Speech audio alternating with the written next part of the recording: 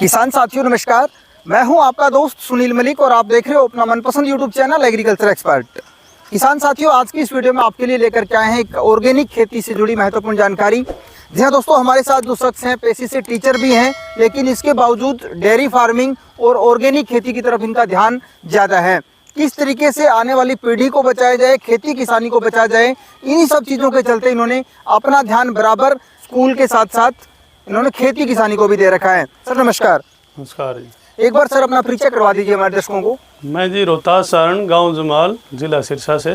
जी, आपके पास टोटल कितनी ज़मीन है खेती योग्य? मेरे पास जी टोटल 12-13 एकड़ ज़मीन है।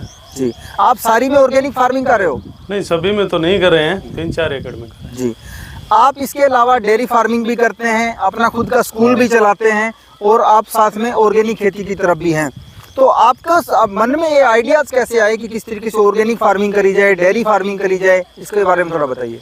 शुरू में तो गायों में रुचि थी, उनका काम शुरू किया। उसके बाद सुभाष पालेकर जी का HAU में एक सम्मेलन था, उसमें जाने के बाद प्राकृतिक खेती पे ध्यान दिया। ऑर्गेनिक और प्राकृतिक में थोड़ा फ़र्क होता है जी। प्राकृतिक खेती में सारे संसाधन प्रकृति के यूज किए जाते हैं जी। और उसी के आधार पर मैंने अपने स्कूल के पास ये 1.5 एकड़ जो जगह है उसको पूर्णतः से कई साल से जहर मुक्त खेती कर रखी है। यहाँ मैं कोई भी खाद स्प्रे या किसी भी तरह के कीटनाशक का यूज़ नहीं करता जी।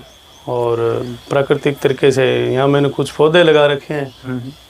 और सर पिछले 2 सालों में देखा गया है गवर्नमेंट का जो बजट आता है सेंट्रल सरकार का, उसमें भी एक चीज़ यही इसके इर्द गिर्द घूमती हुई दिखाई दी है, नेचुरल फार्मिंग, प्राकृतिक खेती। क्या ये संभव है? नहीं, संभव तो सब कुछ है। धीरे धीरे लोगों में जागरूकता बढ़ रही है और इसकी संभावनाएं दिख रही हैं और आज के युवा तो इसकी तरफ काफ़ी आकर्षित हैं। जगह जगह लोग इस ऑर्गेनिक फार्म बना रहे हैं और अपने प्रोडक्ट भी तैयार कर रहे हैं, तो ये संभव है। सर इससे पहले जो अपनी खेती है, रासायनिक खेती अगर किसान कर रहे हैं, खाद बीज सब कुछ वही सिस्टम पुराना था, उसको अगर अपने एकदम से इस नेचुरल फार्मिंग की ओर लेकर के आए तो क्या एक बार उत्पादन घटेगा? हाँ, इसमें असर पड़ता है उत्पादन का, लेकिन अगर सही प्रोसेस जो इसका है प्राकृतिक खेती का उसका प्रयोग किया जाए तो नहीं घटेगा। इसकी पूरी जानकारी होनी ज़रूरी है किसान को। अगर बिना पूरी जानकारी के वो शुरू कर देता है तो उसका उत्पादन बिल्कुल आधा ही हो जाएगा। जी, अभी आप कितने समय से इसमें नेचुरल फार्मिंग की तरफ? मैं तो 7-8 साल से, ये जो मेरे 1.5 एकड़ की आप मैं बता रहा हूँ, इसमें 7-8 साल से मेरा प्रयोग चल रहा है और इसमें उत्पादन काफ़ी होता है। मेरी खाने की गेहूं जो है वो 32-33 मन प्रति एकड़ हो जाती है जी। और देसी बीज है, उन बीजों में इतनी होती है। यानी आपको खाने के लिए भी एक अच्छा उत्पाद मिल रहा है। इसके साथ में जो आप पशुओं के लिए हरा चारा लगा रखा है उनको भी नेचुरल प्राकृतिक चीज़ है और फ्रूट आपने लगा रखे हैं बागवानी की तरफ, तो वो भी आपको यानी घर पर जितनी चीज़ अपने को चाहिए वो सारी आपको नेचुरल मिल जाती है। ये हरा चारा आप देख रहे हैं, इसमें बिल्कुल ही यूरिया, DAP या किसी तरह की कोई खाद नहीं डाली गई, ना स्प्रे, और इसकी चमक आप देख रहे हैं बिल्कुल सही है। तो हम यहाँ जो गोबर की खाद है वो डालते हैं और उससे सही ढंग से होता है।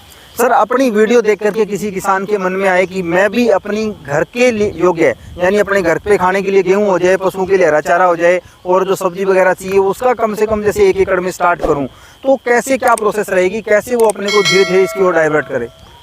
इसका प्रथम तो ये है कि उसके घर में जो भी गाय भैंस जो पशु है वो होना ज़रूरी है, उसके बगैर तो काम चलेगा नहीं। तो उसका गौमूत्र, गोबर जो है वो बिल्कुल इकट्ठा करे सारा और उससे एक जीवामृत बनता है, उसका छिड़काव करे और गोबर की खाद खेतों में डाले और प्राकृतिक तरीके से ये काम शुरू कर सकता है।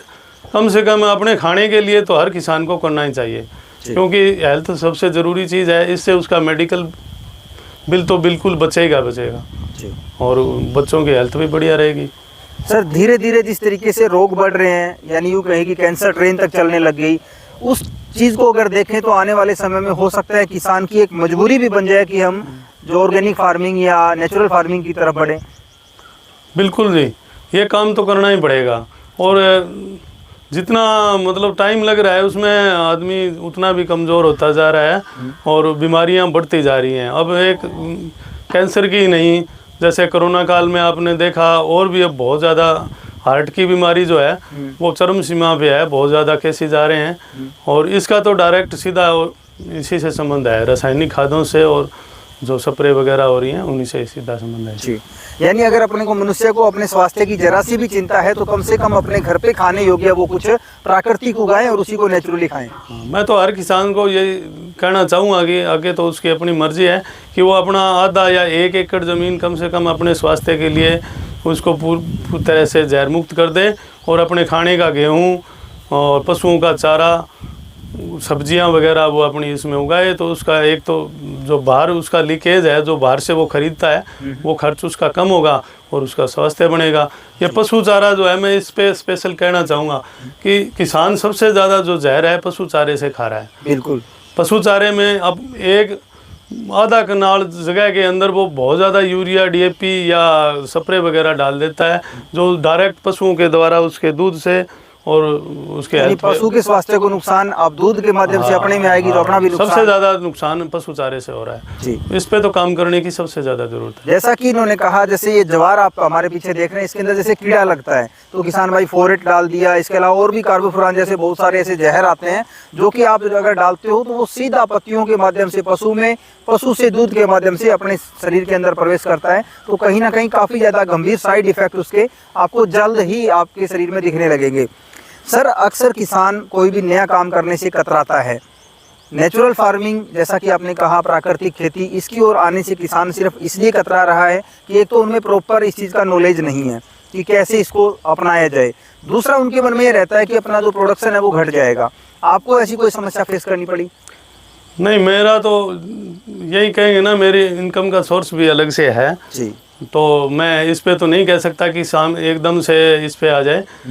फिलहाल तो मैं यही कहूँगा कि वो 1 एकड़ की करके अपना सीखे, उससे उसको मेरे को नहीं लगता कि ज़्यादा नुकसान होगा, क्योंकि उसका स्वास्थ्य बढ़िया होगा और जैसे जैसे वो करता जाएगा उसके समझ में आ जाएगा कि उसको क्या करना चाहिए, क्या नहीं करना चाहिए। क्योंकि मेरे कहने से करना ठीक नहीं है, वो खुद समझ जाएगा तो अपने आप करने लगेगा। सर, पिछले 2 सालों में, जैसा मैंने आपको पहले ही इस वीडियो में अपने जिक्र किया, कि गवर्नमेंट भी इस चीज़ को लगातार बोल रही है कि प्राकृतिक खेती की ओर किसान भाई आए।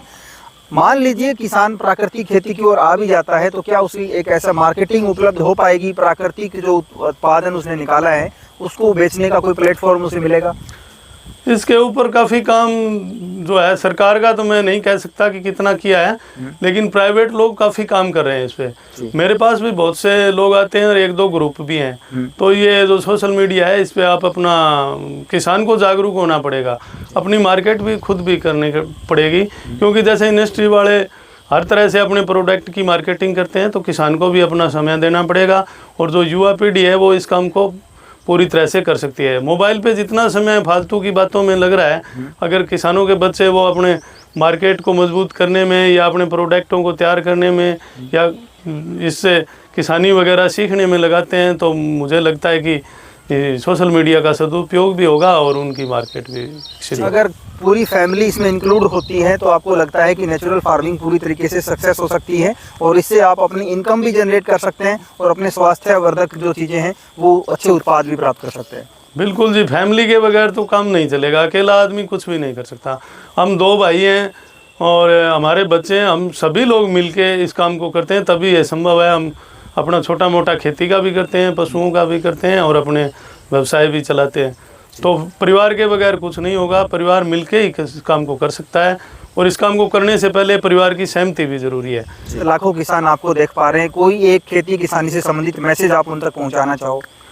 मेरा तो मैसेज यही है कि खेती किसानी जो है अब फिलहाल जो किसान कर रहा है उसमें वो धरती को बीमार कर रहा है और पूरी की पूरी पृथ्वी घायल है। हमें पता है, हर किसान को पता भी है कि वो कितनी ज़्यादा ज़मीन उसकी माँ है।